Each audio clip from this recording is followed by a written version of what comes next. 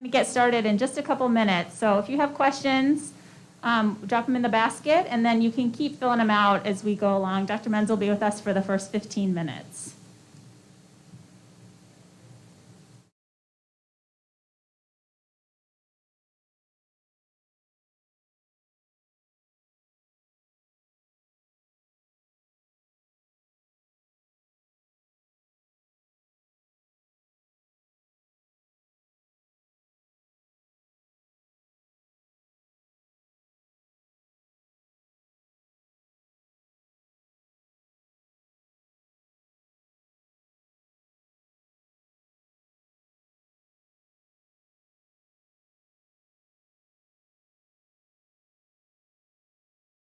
We start off with the Pledge of Allegiance.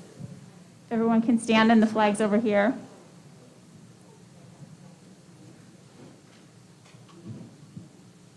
I pledge allegiance to the flag of the United States of America and to the republic for which it stands, one nation, under God, indivisible, with liberty and justice for all. And then Lulu has our land acknowledgement. As we gather for this meeting, let us take a moment to reflect on the meaning of place, and in doing so, recognize the various traditional lands on which we do our business today. We wish to acknowledge this land on which this SPC meeting is taking place. For thousands of years, it has been the traditional land of the Hohokam, the Akimel O'odam, and most recently, the Salt River Pima Indian community. Today, this meeting place is still the home to many indigenous people from across Maricopa, and we are grateful to have the opportunity to live and work on this land. Thank you. Okay, so our agenda, we have Dr. Menzel for 15 minutes for question and answer. Again, just fill out a card if you have a question for him, and we'll get through as many as we can. And then we have Shannon Cron, the SUSD Director of Support Services, here tonight to talk to us. And no, is Matt Linz with us tonight too? Okay, not just Shannon. And then we have a few executive board updates and committee updates, and then any SBC representative, if you would like to make an announcement, you have an opportunity to do so. So with that, Dr. Menzel. Sure, you want to stand here?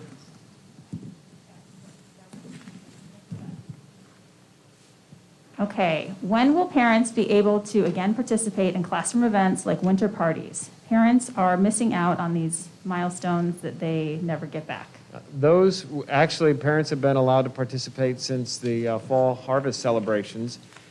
Different parameters depending on the school in terms of how the principal and teachers wanted to do it, but we've allowed visitors on campus for those activities, and I anticipate the same will continue.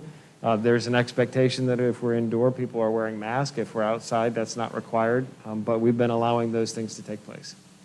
Okay, thank you. Do you feel it's unethical for a school board member to be involved in cyber stalking, collecting personal information, and videotaping of district parents? If a school board member acts unethically, what actions do you feel the district should take? So I'm going to be careful in responding to this question because there are a lot of things that have been put out there in the media. The Scottsdale Police Department reviewed and investigated part of this question, and I think there are some assertions in there that I'm not sure that you could say it was a school board member or if it was someone else who did the video recording, for example. So I'm not going to address that. I'll talk to the ethics question. The governing board has an ethics policy. We expect that all of the governing board members will live up to that ethics policy. We hold ourselves to high standards and high expectations, and we're going to continue to work to strive and support every school board member and all of our staff living up to those values. Okay, thank you. One of your noted themes of importance is social justice on profiles. What is your definition of social justice? So my definition of social justice, and I actually appreciate the question because a lot of people don't know, and so a definition gets imposed on what social justice is. For me, when you look across the broad swath of our student population, I don't believe that a person's identity, whether it's male or female, whether it's their racial identity, whether it's any other circumstance of birth, if they're born to a poor or rich family, that doesn't matter. For me, a socially just environment is where every child, regardless of circumstance of birth, has every opportunity and support necessary to achieve their full potential. That's social justice for me. Thank you. On the subject of social emotional programming, we've seen that a program that provides a real boost is the support, I don't know what this word is, at Chaparral, the support canine, sorry, at Chaparral Rocket. What is the current thinking on expanding this support program? We actually have 2 more dogs on the way. One, I believe, we'll have in January. Again, coming from Grand Rapids, Michigan. So Rockets from Michigan. I'm just pointing out that there is a nice Midwest connection there. And then there's another canine that is from Arizona. What kind of dog? You remember what kind of dog it is? It's an interesting mix. Labradoodle, maybe.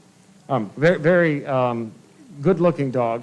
And so we'll have 3 by the end of this year, or one might start in August for the start of the next school year, but we'll have 3. The second dog is going to be assigned to Coronado High School, as I understand it, and then the third will be assigned to a middle school yet to be named. The district has announced an investigation into the Greenberg files regarding district resources. What is the definition of resources? Again, I'm going to only be able to answer part of the question because I am not a part of the investigation or the work with the independent firm that's doing this. That's being overseen by District General Counsel Lori Bird. And in terms of resources, I think it's a broader definition. It would be where anything's, monetary value or district technology utilized in terms of creation, maintenance, or modification of the Google Drive. Okay. Has the district provided, promoted, or mandated any GLISSEN training for any teachers or staff? I am not aware of district-required training. I do believe that some people probably have used GLISSEN in support of activities related to club activities, but I can't answer that question specifically because I'm not aware of any district-wide mandated training. I don't know if, Kim, you know of any? Shannon? Okay. So these is a little repetitive, but I'll read it. Can you please give us an update on the SUSD investigation into the Greenberg Google Drive? How is the district keeping the investigation independent? And what assurances can you give parents and children that were targeted on the drive that they will not continue to be harassed and intimidated by board member Greenberg? So, again, some of that I'm not able to answer. As I said just a minute ago, the investigation is independent, and it's independent of me. So that is being overseen by General Counsel Lori Bird. I don't know what the timeline is for completing that part of the investigation. As we said in prior district communication, no board member has access to individual student records. They are protected by FERPA. The only time board members see those is when we have a discipline matter that is properly in front of the governing board, and those records are still protected by FERPA regulations. So from my perspective, we're doing everything we can to keep our focus squarely on our students and their success and moving this district forward so that we can truly reach our vision of engaging all students in world-class future-focused learning. Thank you. Aside from COVID, what is one goal you feel the district should or needs to focus on? How do you see this becoming realized? So I'll build on that last statement. We really need, as a district, to keep our focus on supporting the needs of the whole child. When you look at Scottsdale Unified School District, we have a lot of really good things that are taking place for our students.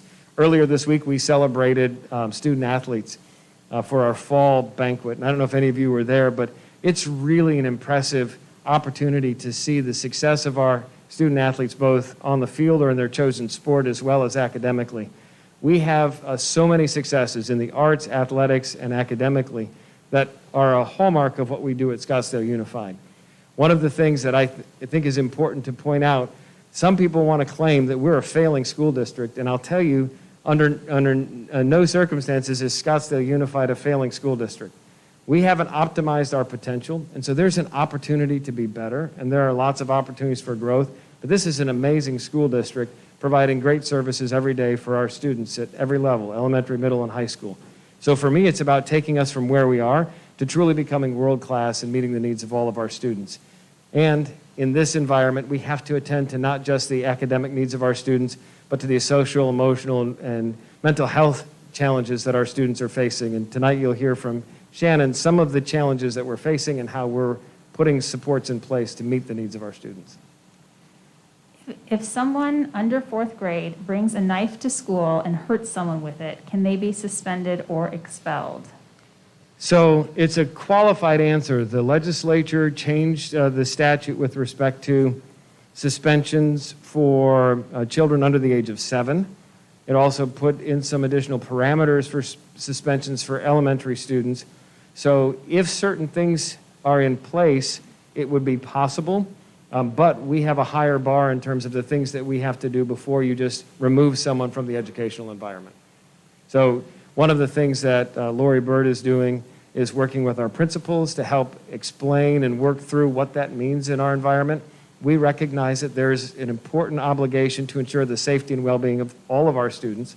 So when you have a situation like the one you just mentioned, there are a lot of moving parts and pieces. As a district, we have to comply with the law, but we have put as a priority our students' safety and well-being, and that means all of our students. Okay. What program does SUSD use as the foundation for its social emotional learning curriculum? That's a good question for Shannon. I suspect she'll get to that this evening. What do you see as your biggest focus for the remainder of the school year? I think, for me, it's really finishing our strategic plan and having crystallized goals in the areas of academic excellence, culture and climate, attracting and retaining top talent, building and enhancing our partnerships with the community, and then optimizing resources. Those are the 5 goal areas. So for me, it's really having clarity around that. As a district, it was a surprise when I was preparing the interview for this job that there was nothing that looked like a strategic plan. And that's not typical for districts to not have one. And so for us, if we want to get to a destination in terms of high achievement for all students, we have to have clarity about where we're going and how we're going to get there. So for the second half of the year, I think bringing that process to closure so that as we move into the new school year, we have goals that are aligned. We've dedicated resources to help us achieve those goals, and that we're working collaboratively with all of our stakeholders to make it a reality. Okay, we have 1 minute, but we're going to squeeze these 2 questions in. Does the district allow schools to enable students to shed their, quote, dead name, including on their ID badge, without informing parents? So I've heard some conversations about dead names, and I've done some investigation in terms of how we manage student IDs. When parents fill out the form for their students, they can also identify a nickname. Students are able to have a nickname on their ID badge. That happens. Generally, that's with parent knowledge. I am not aware of situations where parents don't know of a different name on an ID badge. From a legal perspective, we have what's the student's legal name in all of our systems. That doesn't get unilaterally changed, and if it does get changed legally by the courts or the parents, they have to notify us, and then we change it in the system. Okay, and do you believe that children should be encouraged by teachers to become activists for the abolishment of police?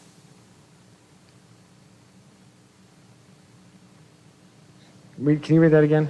Do you believe that children should be encouraged by teachers to become activists for the abolishment of police? So I think, if I understand the question, that would not be a part of any curricular objective in Scottsdale Unified School District. We have an obligation to help our students think critically, to master core content, and I don't know what grade level we're talking about. There are social conversations that take place all the time about, even the defund the police movement. And if you're in a high school class and you're talking about, what's happening in the world around us, that might be a topic that becomes a topic of conversation. It would be appropriate in a classroom to talk about both sides of the argument. Why would some people argue that you should defund the police, and why do others think it's really important? I know what my personal opinion is, but in good teaching in a classroom, you're working through the pros and the cons on both sides to help our students really think and wrestle with, why would someone think that's a good thing, or why would someone think that's a bad thing?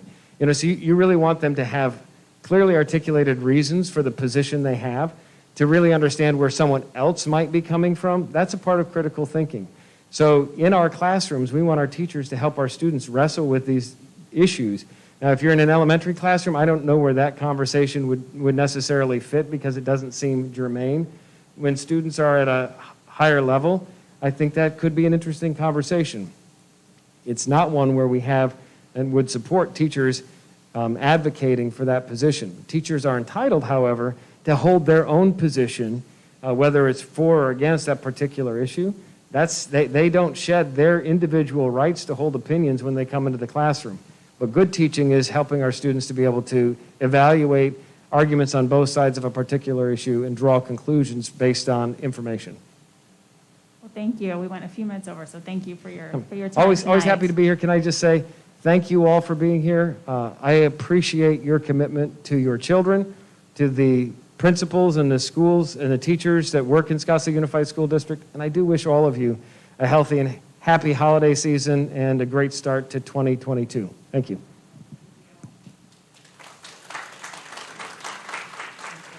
And with that, we'll bring up Shannon Cron. She is the SUSD Director of Support Services.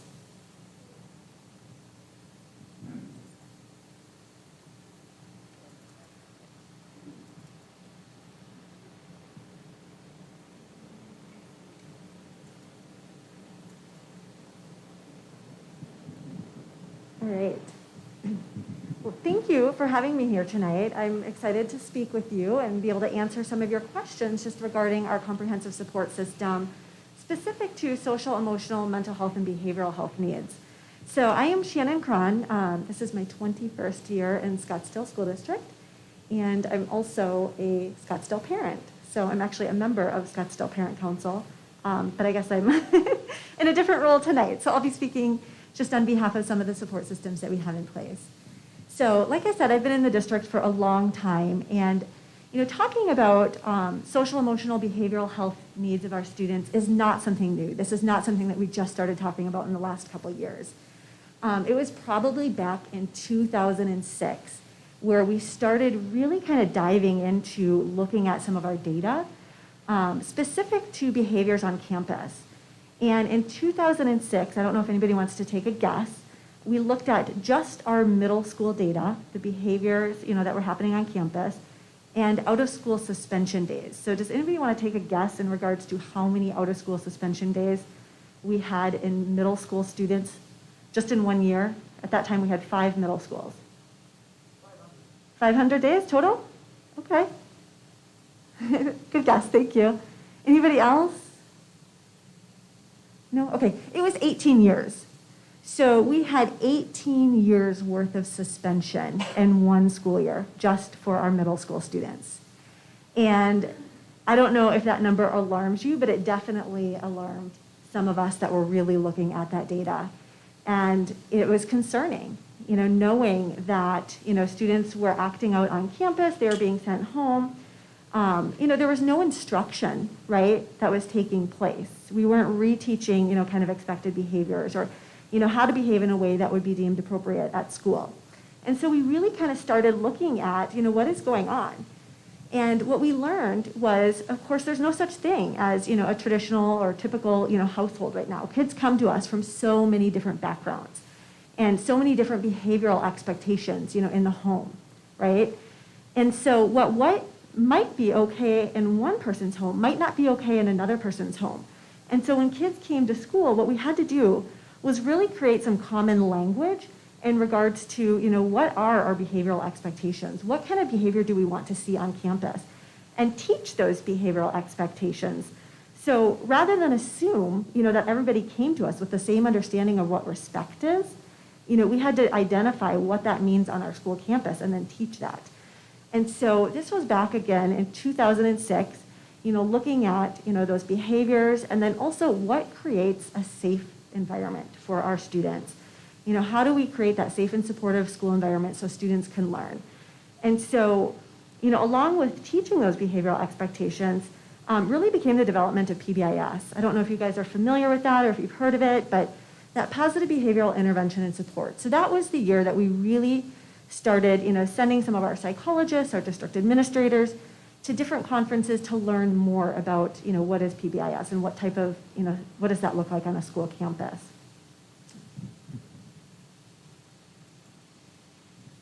So like I said, this is nothing new. We've been looking at behavioral data, for years. Just want to share with you guys, where we're at right now. This is, from August to November of this school year. As you can see, the number one office discipline referral or challenge that we're dealing with at the elementary school level in kindergarten through second grade is minor aggressive act. Third through fifth grade, same thing. We've got those minor aggressive acts. Sixth through eighth grade, we've got defiance and disrespect. In ninth through 12th grade, we have that defiance and disrespect. So typically across the country, because we look at our data compared to what other districts in the state, look like, we look at our data compared to what other districts across the country look at, like that defiance and disrespect is the number one referral, usually, right, across the country. Our 9th through 12th grade, this is a little deceiving. If we look at alcohol, tobacco, other drugs, that's actually our number one referral. If we separate that out into tobacco, is one category, drugs is another category, alcohol is another category, we end up with defiance and disrespect coming in at number one. But just so you guys know as parents, that alcohol, tobacco, and other drugs is actually right up there with that defiance and disrespect, okay? So those are kind of some of the the most problematic behaviors that we're seeing right now on our school campus. So just want to share that with you guys. Can you repeat that? You said defiance is number one, or alcohol, tobacco, and firearms? I know, it's so hard to I feel like I have one of those masks on that's really thick and it's hard to hear me, although I like it. But so defiance, disrespect is number one. The way that the alcohol, tobacco, and other drugs is categorized in our office discipline, system, in our synergy system, is alcohol is one category, tobacco is another category, and drugs, are another category. So we typically look at ATOD, it's called. So when we apply for grants or when we're talking about substance use on our campus, we combine those categories together. If we combine them, it's right up there with defiance and disrespect. Does that make sense? Okay. So just one more piece of kind of information that I want to share with you guys is, just looking at, again, kind of some of the needs that we're seeing. So, obviously, behavior on our campuses, was kind of a starting point where we started looking at how are we supporting that whole child. For probably the last 12 to 14 years, we've also participated in what's called the Arizona Youth Survey. And that is a survey that all of our 8th, 10th, and 12th grade students participate in with parent permission.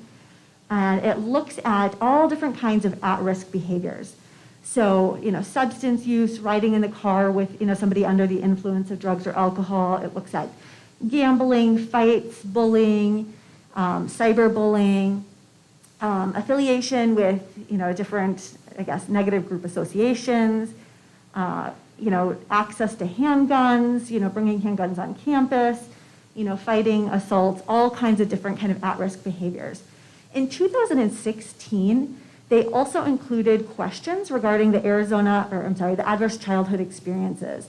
So that, helps us have a better understanding of, again, kind of maybe the environment, that our kids are coming from, right? Understanding that kids come from so many different, home environments. And so here, those adverse childhood experiences, those are what are considered to be maybe highly stressful, situations where everybody's going to respond to them differently, right? Just because a parent or a student may come from a home where parents are divorced, kids are very resilient. They may respond, favorably. Others, that might create a lot of stress for that individual. And so here, when we start looking at, some of those adverse childhood experiences, you can see that 24% of our students in Scottsdale report living in a home with a parent or a guardian that's an alcoholic. We also look at, students that report living in a home with a drug user, and you can see there's close to 16% of our students report living in a home where substances are a concern. Ever lived in a home with a parent who's been incarcerated? We've got 14.8%, so almost 15% of our students are living in a home where a parent has been in prison. Parents who are separated and divorced were right around 40%. Parents who fought each other, so they're looking at that domestic violence, in the home, and we're right around 19%. And then the verbal abuse, so living in a home with an adult who's assaulted or put them down, and we're right around 55%. So as you can see, our students come from a lot of different environments, right? And sometimes, they might bring those experiences to school with them, right? And they might carry those experiences. And so when we're talking about, trying to learn or those higher level, thinking skills that are required to access, academics, it's hard for some of our students to maybe put aside, what they're dealing with outside in their personal life, some of those stressors, right? And so our job is to really help students, cope and remove some of those barriers so they're able to access the academics. Here, this is the SABRs, so you guys might be familiar with the SABRs. For several years, we've looked at ways to screen our students to have a better understanding of how kids are doing academically, specific, to oral reading fluency, right? We look at now we've introduced math, we've introduced, I think, reading comprehension as well. But looking at, how are our students doing in academics? We do hearing screenings, we do vision screenings. This year, we introduced, social emotional screening. Okay, this is something, again, where it's not new. This has been done across the country for years. It helps us have a better understanding, again, of, where our students are at and what preventative, strategies we can put in place. We know that at any point in time, 20% of our students are dealing with a mental health issue. We also know that school is most likely where students are going to be identified and get that first layer of support. On average, parents report 8 years in between the onset of where somebody had shared with them, that they were concerned about their student to the point of where they actually got support. And so 8 years. And so at that point, if you go 8 years without any sort of, additional support, that's where, a problem might have that, we might be able to put in early prevention, supports to decrease the likelihood that that is going to, become more problematic, okay? And so now we have access to the SABRs, which again, is a tool that has been widely used across the country by school psychologists for years. Now we have access to that in Scottsdale. So this was the first year that we implemented. We, with, again, students whose parents gave us permission. And what we learned is, across the board, we are looking at students, behaviors that impact their social skills. So students that might have a difficult time, forming meaningful relationships with adults or peers. So perhaps those are students that are struggling maybe to get along in the classroom, right? They might be students that are struggling to find friends, on the playground, or know how to, enter a group appropriately, okay? We're looking at, students whose behavior may impact, their academics. So are they coming to class prepared, right? Do they know how to organize their materials? Do they remember to bring their homework, right? Do they know where to turn it in, okay? So some of those behaviors that actually impact academics. And then we're looking at students who might have a difficult time regulating emotions, okay? Handling stressful situations, dealing with maybe stress, anxiety, worry. So the SABRs looks at all of those areas, and really it looks at all of those areas because those are areas that impact academics. So it's very easy for our administrators and for our teachers to identify students who are engaged in externalizing behaviors, meaning those that are, acting out, running out of the classroom, perhaps putting their hands on another student during recess. But it's harder to maybe identify, behaviors that impact the academics that are more internalizing, right? That stress, that worry, that fear of getting the wrong answer. So this information allows us to have a better understanding of where our students are at, so then we can make more meaningful suggestions or supports in that tier 1 level. So here you can see across the board, kindergarten through 2nd grade, our students are coming back as low risk. And this is across the district, right? 3rd through 5th grade, low risk in both the social and the academic behaviors, but they are showing that they have some risk when it comes to their emotional behavior subscale. And so that is, again, being able to regulate emotions, manage kind of some of that stress, that worry, okay? Persevere, like in the classroom, despite maybe some of that worry. The same thing for 6th through 8 and 9th through 12. The interesting part about this is that 3rd through 12th grade students completed the screener on themselves. So this is, our students are sharing with us. Yes, I sometimes worry. Yes, I have a hard time. Yes, I'm concerned about putting the wrong answer on a piece of paper. And so what we are able to do with this data is then bring it back to our schools and train our teachers on how do we support these students in the classroom, right? And so if we know that our students are having a hard time with some of that, anxiety and worry, creating a very predictable classroom environment is going to be important. So what does that look like, right? We can train our teachers. If there's going to be a change, making sure that students are giving advance notice, right? If there's a big test coming up, making sure that our students feel prepared, making sure that we're, making sure that they have, several different ways to, study for those tests. Perhaps implementing like a mindfulness Monday, or teaching them box breathing type of techniques. So all of those different little strategies, depending on, the grade level or the classroom, are ideas that we can then bring back to our teachers to show them, this is how you can support the needs of your student at that tier 1, whole classroom level. And that's how this data is being used. And so just kind of going back to, again, the overall concern with when we look at, our comprehensive support system, we're talking about all learners on our campus. So we want to make sure that we are meeting the academic needs of our students. We want to make sure that we're meeting the needs of our students who might be struggling, learners, academic learners, our English language learners, our gifted learners, and then of course our learners that have social, emotional, mental health or behavioral needs as well.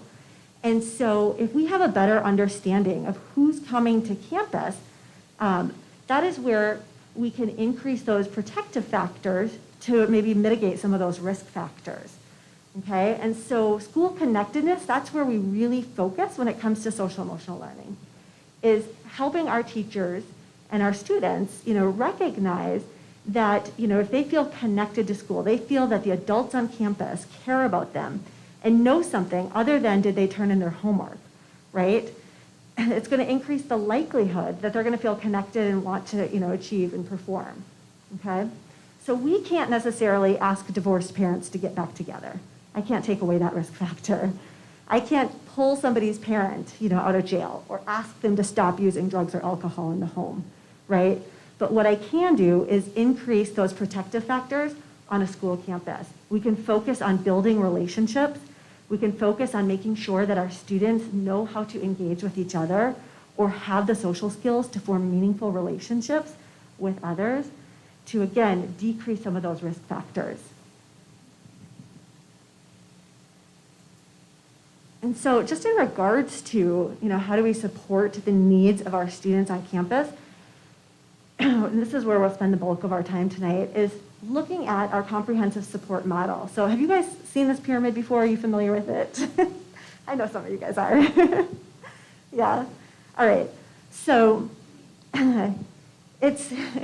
so this is our pyramid that we use to look at, all learners on our campus. And so that green area down there, that's called tier 1. That's that first best instruction. So all of our students are receiving, academic support. They're receiving social emotional support, okay?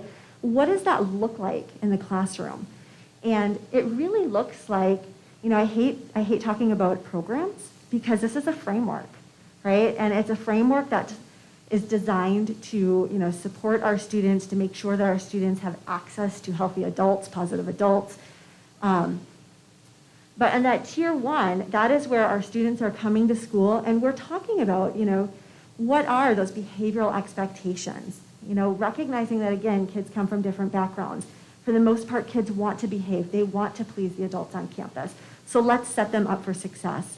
And that's where we have to identify, what are our desired behaviors on our school campus and make sure that we're teaching those behaviors to students. And then recognizing when our students are engaged in those positive behaviors. And so the quickest way to change or shape a behavior is by recognizing it through verbal praise. And so we try to make sure that our students are getting 4 positives to every redirection or negative, okay? And so for the simplest things, right? Rather than pointing out maybe, what is one student doesn't have, their homework out, instead recognize the 3 people around them that do. The likelihood that that student, who doesn't, isn't prepared is going to catch on and then get their homework out is pretty high, right? I mean, kids want to perform. And instead, we just made other people feel good because they were doing what was right, right?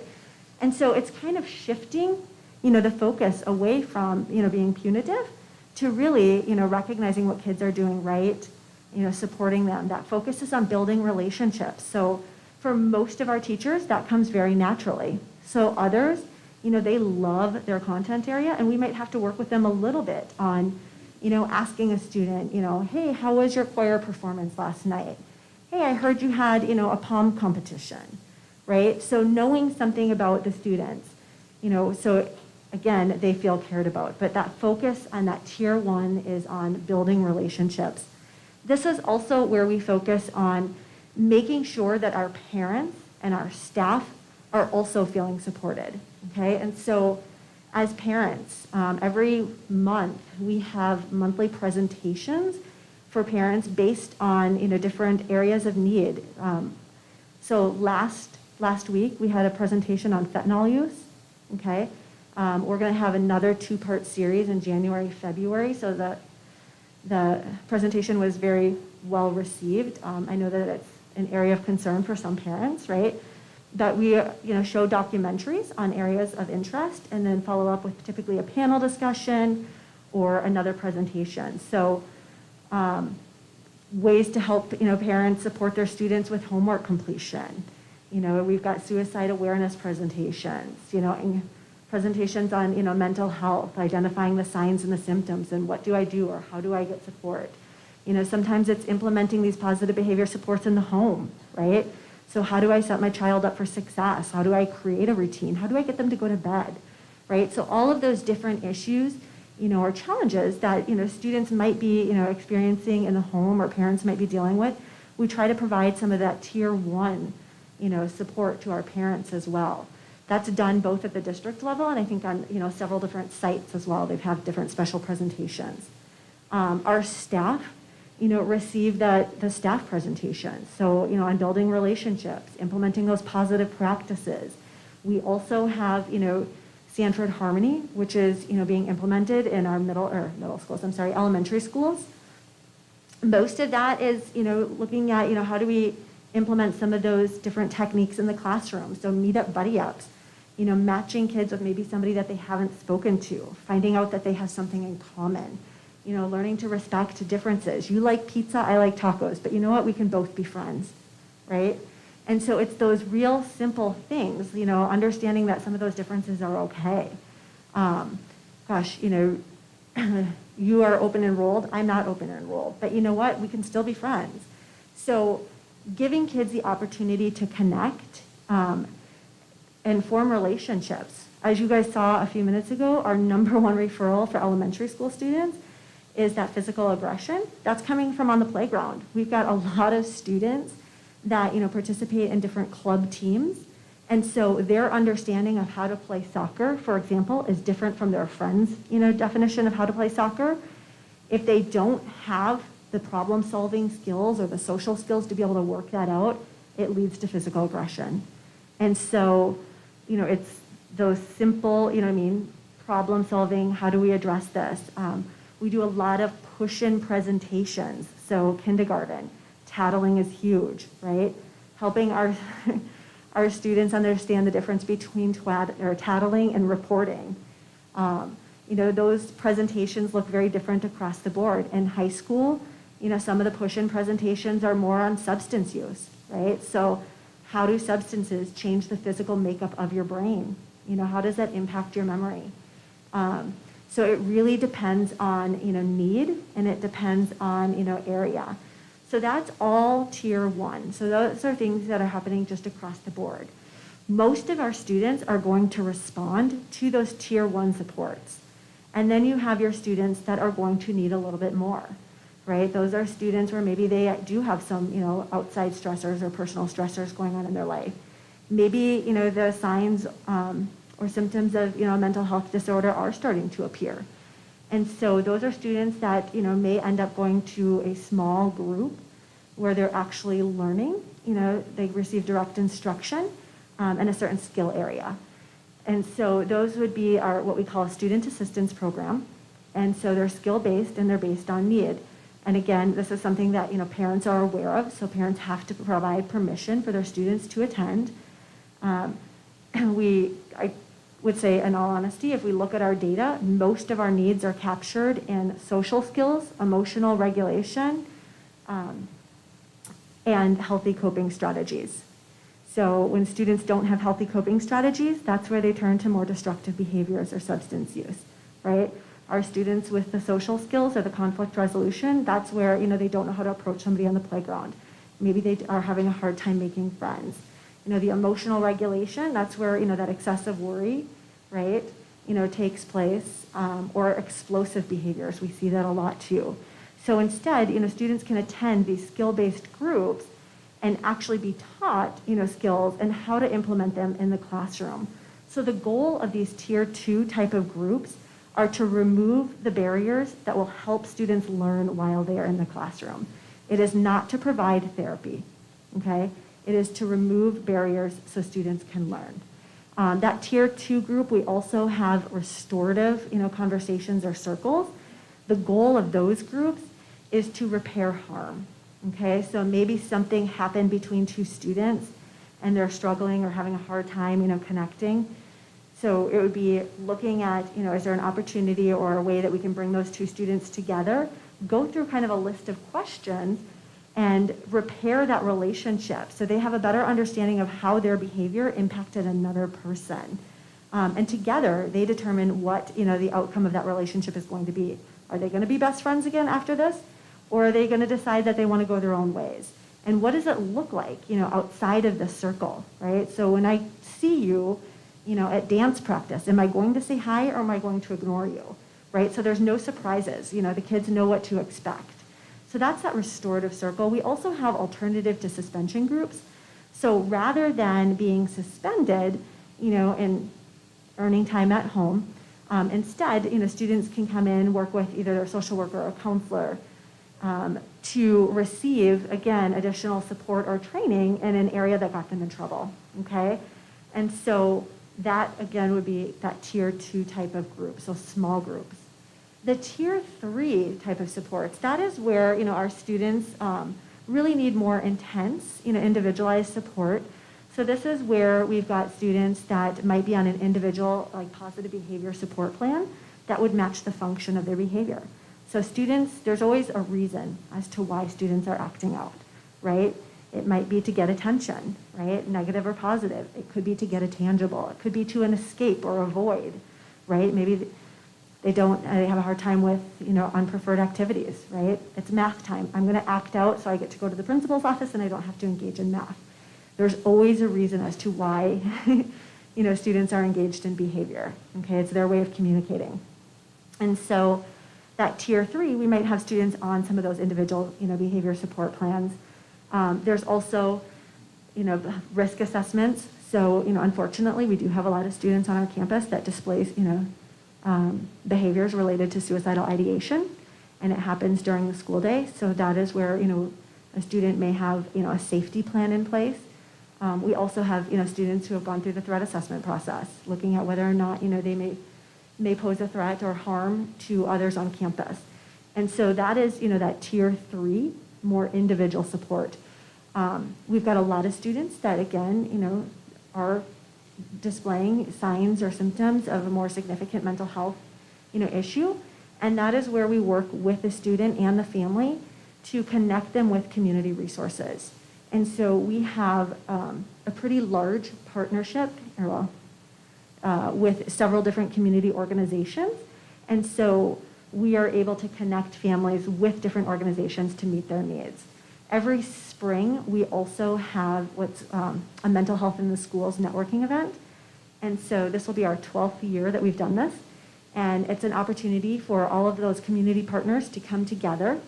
And we've got, again, probably 30 different organizations that will come. They set up vendor booths and they share information, flyers, just about their organization and the services that they provide. We then invite all of our administrators, school psychologists, social workers, counselors, nurses, community specialists to attend the event so they can walk around and network, get to know, the different community organizations that are in the area. So then when they have families or students that are in need, they can make those meaningful referrals. And so all of that, is more of that individualized support. So as you can see, when we talk about, social emotional learning, it's really how we're supporting the entire, the whole child, right? It's not so much about programs, it's about building those relationships, putting those supports in place across the board to support our students. And that is where we're at. So with that, I can open it up to questions. I know I threw a lot of information out at you guys. Yes?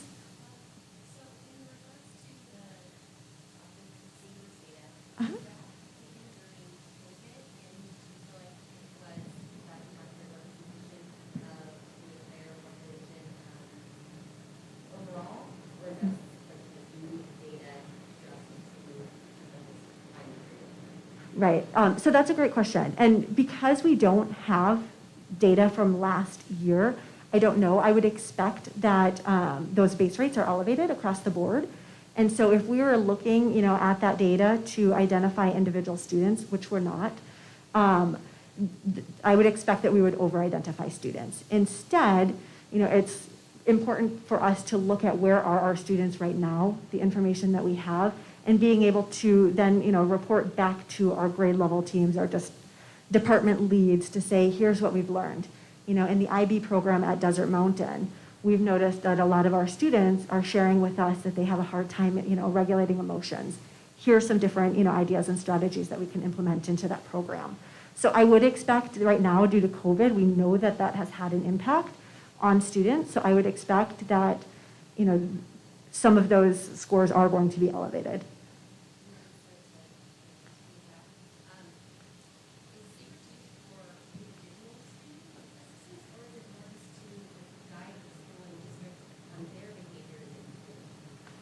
Yep, absolutely.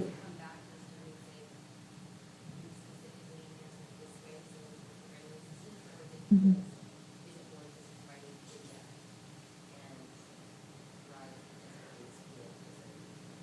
Yeah, no, that's a great question. And so the way that we're using it is to drive those universal or those tier 1 needs. So how are we supporting all of our students? What is the information that we're bringing back to that classroom teacher based on how their students responded?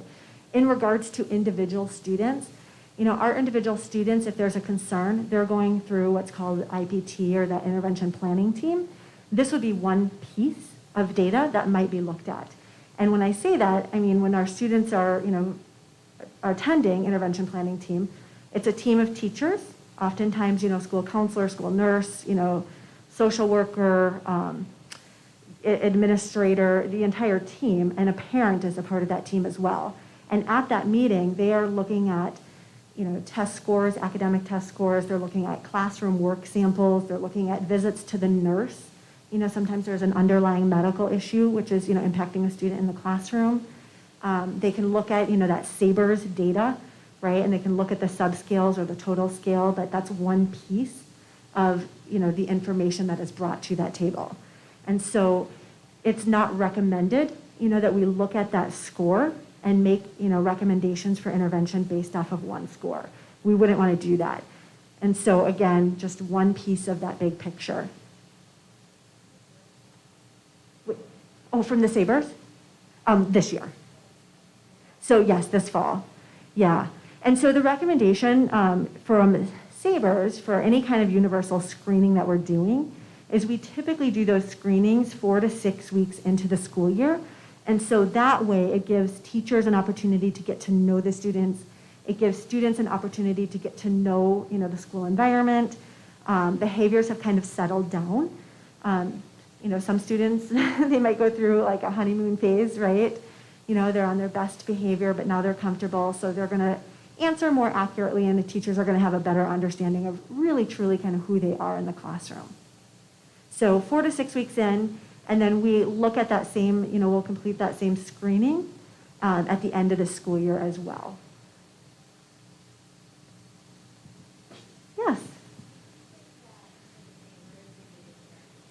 We do.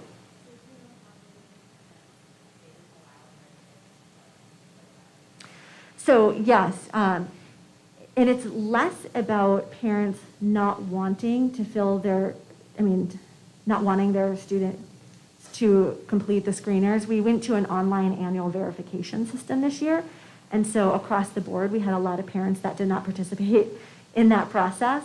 Probably close to 40% of the parents in the district did not complete the annual verification process, which means they did not have the opportunity to provide permission. And so schools, teams, teachers were given a list of students that, parents had actually signed the consent form, and those were the only students that participated.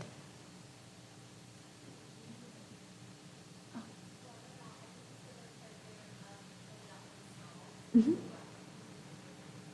With the younger grades, so that was a teacher report. And so the teacher received that same list of questions, and then they looked at, the student, considered the student's behavior over the past month.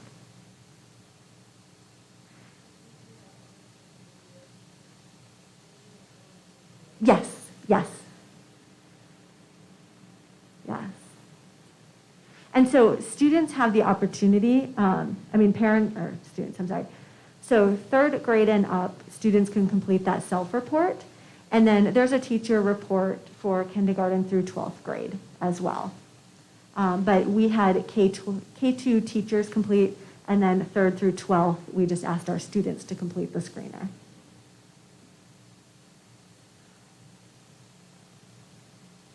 Any other questions?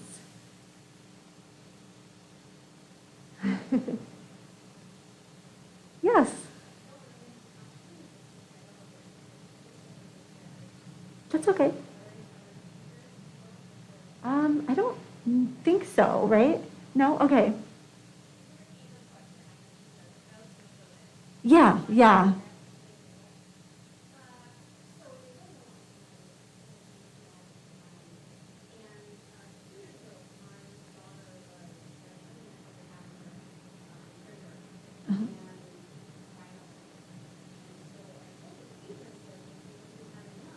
Mm-hmm.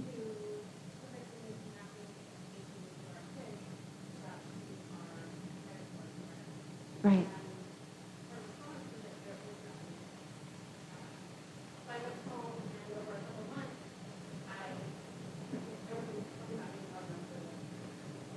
That's okay.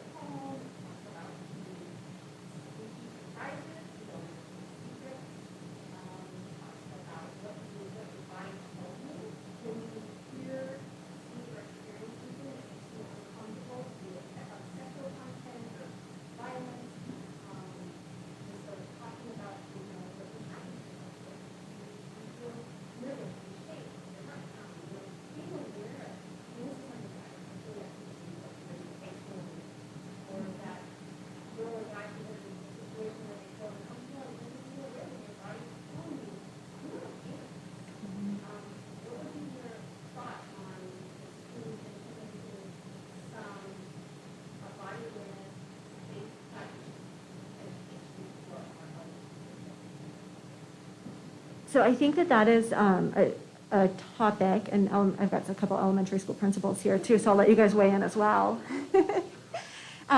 We're definitely, would want to share that information with parents, first. Maybe through, again, like those parent presentations, so they could have those conversations.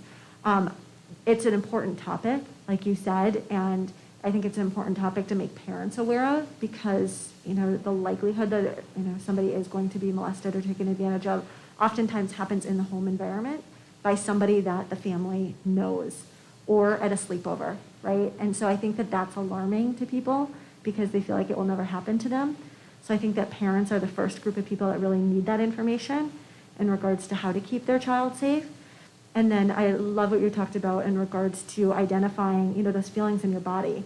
And that is something, that we do, not maybe necessarily in that context, but with some of those push-in, presentations where, identifying, what does stress feel like, right? Some people feel really warm. Sometimes it feels like butterflies in your stomach. Sometimes your heart gets, beats really fast. But helping them identify, what kind of tells them, right, that, they're feeling uncomfortable, they're feeling off. And when to go to help for help, who to talk to, who is a safe adult, all of those, important pieces, life skills that you just talked about. But I definitely think, that's a conversation where, we want to start with the parents, make them aware of, kind of what is happening in the community or, in the world, right? And share that information so they can have those conversations as well in the home environment. And I don't know, as elementary people, did you feel like I missed anything? No, I just want to, as far as curriculum and things like that, I mean, right now we do have state legislation that we cannot even discuss. I mean, any kind of sex education, and that does cross into that line below the age of 5th grade. So with children, I mean, like the Stanford Harmony, some of the things that we teach in the classroom is that if something doesn't feel right, if it feels yucky or something like that, you have to tell somebody, you have to tell your parents, and you have to tell your adults. So there are other ways of addressing those things without being specific to kind of on that where it falls into the line of sex education.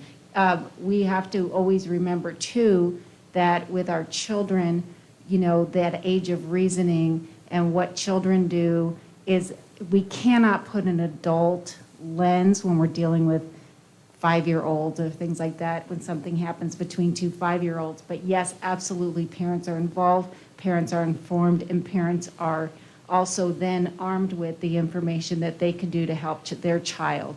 And then again, the support that we have on our campus with our social worker and then also with our counselor to talk about students and say, this is when you need to make sure you're talking to somebody and letting somebody know it just doesn't feel good. I think I like that when we say it just doesn't feel good. It just, you got stuff in your stomach that just doesn't feel good.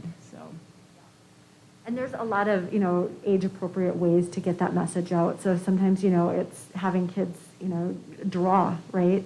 Like the butterflies in their stomach, or, recognize, pay attention to their body and when it feels different, right? To that stress. And so you can have them, color a picture of, their heart, or they color in the picture, when, okay, what does it feel like right before you take a big test, right? Do you feel the same as, when you're playing outside at recess? And a lot of times kids will say no, that's when I notice that my hands get really hot, or, my heart starts beating fast, or sometimes, my face feels hot. And then we usually follow that up with, the different coping strategies or how to ask for help or who to tell, depending on different situations. But thank you.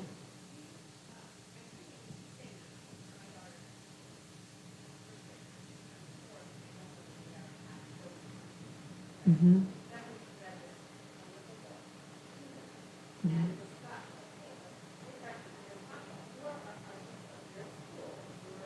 Mm-hmm. Yeah.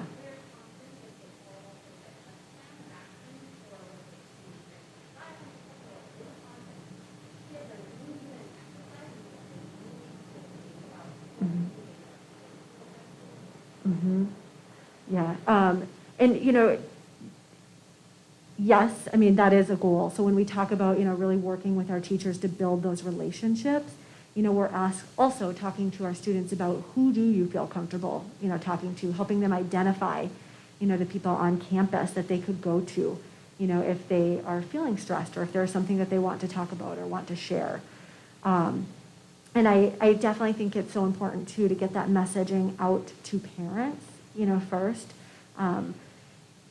So my daughter, she's only 5. I'm dying to get her ears pierced, right? But from the time she was little, I have always told her that her body is her body, and nobody gets to make decisions about it except for her, right? And so even though I really want to pierce her ears, and have since she was like 6 months old, I haven't done it because I feel like if I'm the first person to break, that rule, right?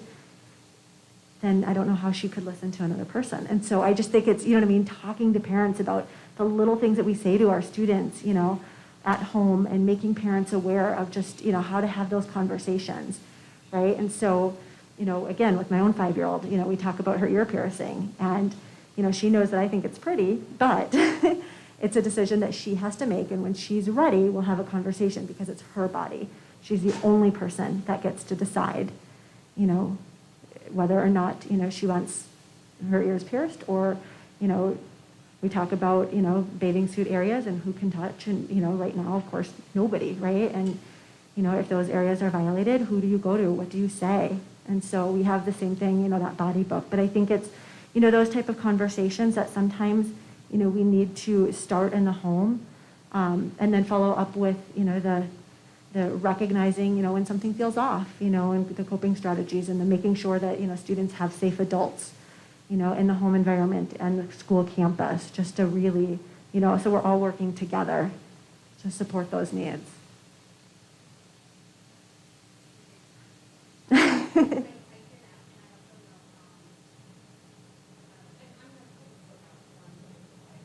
Yeah.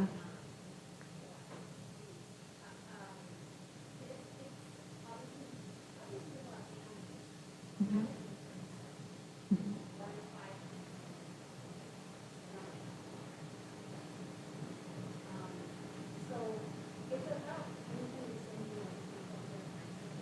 Mhm.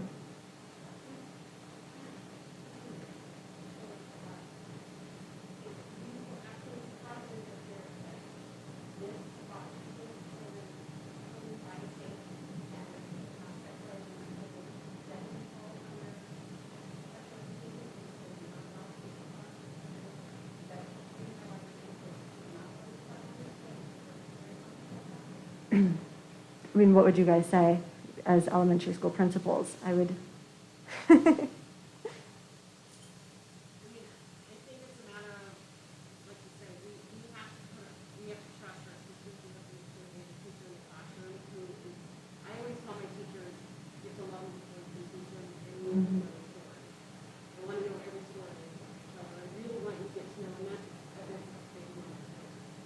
So I would hope that if something like this happened, they would have signs, and our teachers would never come to us. They would come to the administration if they have concerns. But we have to tread very lightly with a lot of it's called human growth. It's called human growth. We have to be very careful and tread very lightly. Again, there's a parent and there's a school. So we have to be careful where I love that, and I wish we could. I mean, one thing personally wish we could. We have to be very careful. And a lot of times, we have to be very concerned about who that teacher is and how they're going to teach it. So, again, there's so many different things. So I think we have to trust with the parents.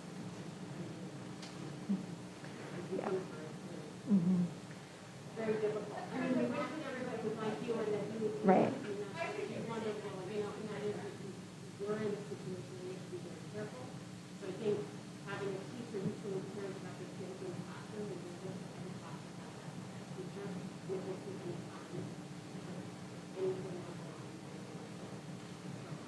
That's where we're held accountable in terms of making things. Right. Right. And I was.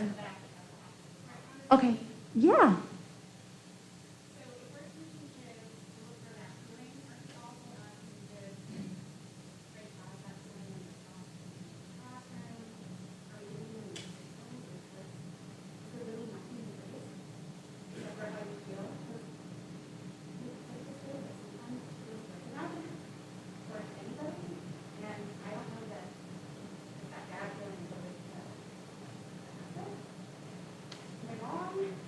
Are you talking about just more in general? Okay.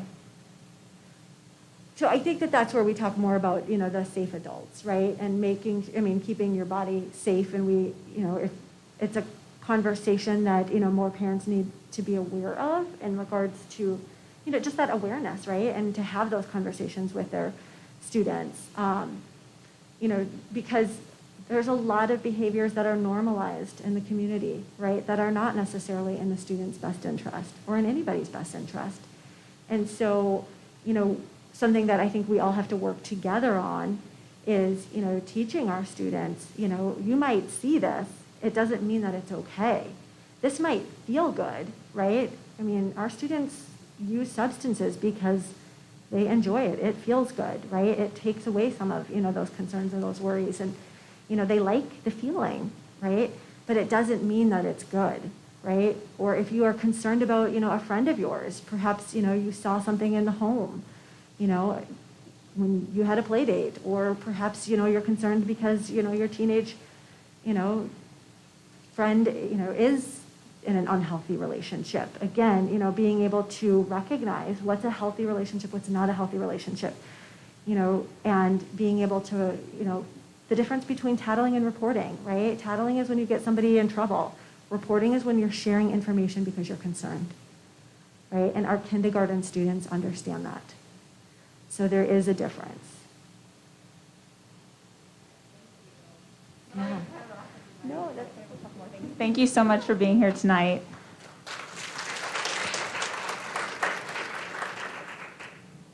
Okay, I just don't want to keep everybody too late. We have a couple SBC updates and committee updates. So I'm filling in for Jane tonight. This is our budget report. The transactions for the month, we had a school donation, we had $100 of individual donations, and then we had $150 of a grant. And for expenditures, we had some meeting supplies for our PTO roundtable, and then we had interpretation services at our executive board meeting. So we do take personal donations. If you want to support SBC, that's a great way. We have our full annual budget for the year is $3,700, so every little bit helps a lot. So you can donate on our website at any time if you're interested. And then also, we are on Amazon Smile, so you can support SBC by selecting us as the charity that you support. So we still have a couple schools that we need representatives at. Redfield, Tonalea, and Tavan, we do not have any representatives. And then Pueblo, Mojave, Ingleside, Mountainside, and Coronado, we have one. So there's one additional spot open.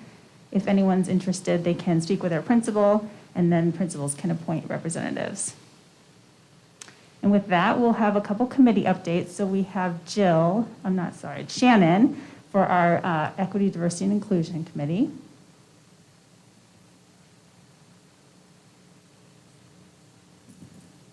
All right, so for diversity and equity, currently we're working on a project for each location, which is named after an Indigenous person that focuses, or people, that focuses on the history of that people during the during Native History Month, as well as ways to honor them during other times throughout the year. We would also like to make a call out to the PTO, PTA, APTs to give us information on any events they are having for MLK or African American History Month. In the first quarter of next year, we'd like to highlight those and share those out for the rest of the SPC. And we're looking for teachers and or media specialists who are in need of donations for classroom books. Please reach out to us. Thank you. What's that last one? Looking for teachers and or media specialists who are in need of donations for classroom books. Just reach out to us. Thanks. Thank you, Shannon.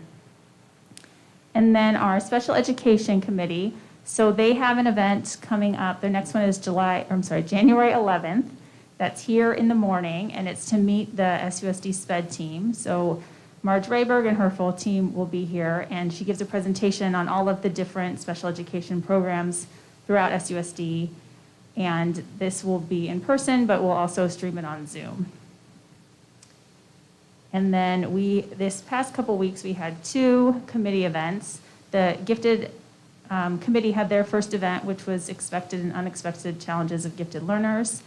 And then Marge did a presentation on individual education plans and how to work through the meetings on those, and just gave a lot of useful information for any parents that are in that process. So both of those are on our YouTube channel that you can watch back for those. And then as well as all of our general meetings, those are always there to watch as well. That is all my updates. So now we have SBC rep announcements, if anyone wants to make an announcement. I already hit up Betsy to make one for us because she has an awesome program that I wanted her to share. Just holding it too close to the mask. I really just wanted to share a fun project that we started at Chaparral. We are a high school. We're more diverse economically and ethnically than people tend to expect. We're very large, but I think it's safe to say when it comes to SUSD schools and parent-teacher organizations, we're especially well-funded, we're well-resourced, our population's pretty well-connected. So what happened was really the confluence of three things. Last year, our spring fundraiser was focused on our Families in Crisis Fund and local food banks. It was very successful. It seemed like there was a lot of energy within the Chaparral community to kind of look larger than just funding projects on campus and kind of reach out more to the greater community. We also had a student government that was looking for a large project that united all the different clubs and teams on campus in service of a larger goal. And we had a new board member, Brenda Fusco, who is also very well connected, who put us in touch with Tonalea Elementary School. So what we've been doing for the past few months is called the Chaparral Tonalea Project. Tonalea is K-8 school. They don't have an APT, they don't have a tax ID number, so it's difficult. Not yet, working on it. So it's difficult for them to fundraise. Our bylaws don't permit us to give them direct funding, but we have a lot of high school students looking for service hours and a lot of parent volunteers who are eager to get involved. And so we've just set up a series of small service projects that use sort of Chaparral kids and Chaparral resources to benefit Tonalea students. The Chap kids are loving it, Chaparral families are loving it. Seems like Tonalea is enjoying having the kids down there. It's been a great unifying force for all the different, I think Chaparral has something like 50 or so different student clubs. They all want service projects. We are happy to funnel them towards Tonalea. So we're looking forward to the spring, but it's been a really great project. And so I'd encourage any of you, if you are also in the situation of having a well-resourced, well-funded APT, to look for another school in the district that is not in that same position and set up a partnership. It's not a lot of work. I'd say it's much easier than planning like a fun run, for example. You just need a sign-up genius and a lot of labor, and it's been a treat. So, yes, Bryn.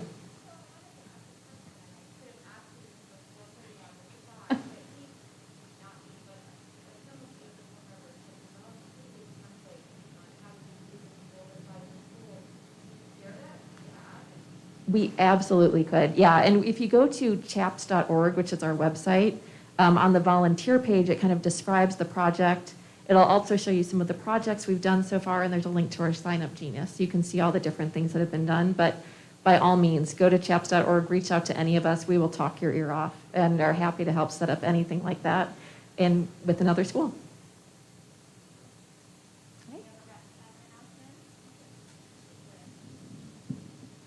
Desert Canyon Middle is going to be, the band is going to be in the Fiesta Bowl Parade, not this weekend, but the following weekend, so go see them.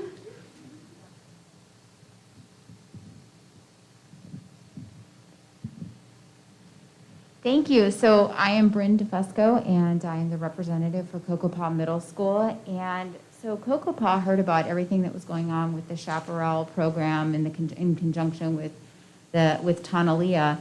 And we have also kind of piggybacked onto that program and implemented some other programs. And so just in the last few weeks, sorry, I have to put on my old lady glasses here. Cocopa students hosted a canned food drive for Vista del Camino Food Bank, and they were able to bring in over 9,000 cans of perishable items. So it was a tremendous undertaking, and I can't even imagine. I don't know how they got the items off the campus. We're also doing a toy drive for Tavan Elementary, and with the goal of raising $50 for every homeroom in Cocopa. And then the Cocopa staff put together a Thanksgiving food drive, and they were able to bring in enough food for 20 families at Tonalea to get pretty much a full Thanksgiving dinner. Each family got a gift card to a local grocery store, and they were able to, obviously provide a nice meal for their families.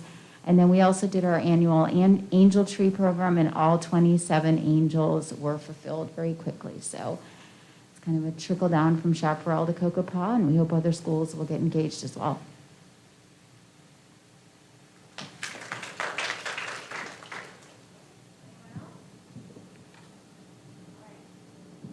Thank you very much, everyone, for being here tonight, and we'll see you in January.